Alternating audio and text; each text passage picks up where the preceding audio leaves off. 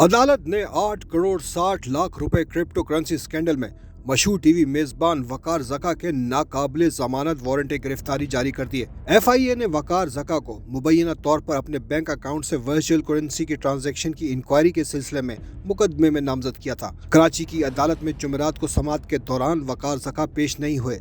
वकार जका मुबैना तौर पर मुकदमे में गिरफ्तारी से बचने के लिए मफरूर हैं। FIA ने बताया कि फाइनेंशियल मॉनिटरिंग यूनिट की जानिब से तैयार की गई रिपोर्ट की वसूली पर वकार जका के खिलाफ एक इंक्वायरी शुरू कर दी गई थी।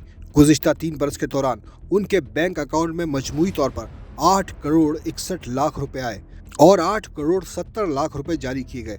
और इसी तरह बैंक स्टेटमेंट में इंकशाफ हुआ कि उनके बैंकों में पैसे बैरूनी तरसीलात और चेक के जरिए आए। बाहर से आने वाली रकम खानदान के मुख्तलिफ अराकीन के अकाउंट्स में इंटरनल ट्रांसफ़र के जरिए निकाली जाती थी।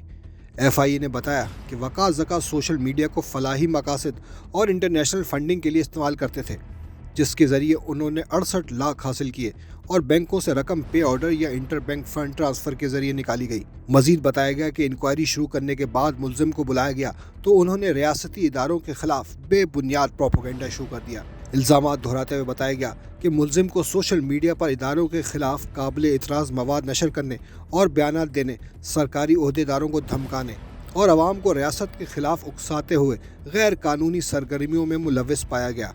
FIA ने कहा कि वकार जका मुबैना तौर पर पाकिस्तान इलेक्ट्रॉनिक क्राइम्स एक्ट 2016, ताज़ीरात पाकिस्तान, इंसदाद मनी लॉन्ड्रिंग एक्ट 2020 और फॉरेन एक्सचेंज रेगुलेशन एक्ट 1947 के तहत काबिल सज़ा जुर्म के मुर्तकिब हो गए हैं।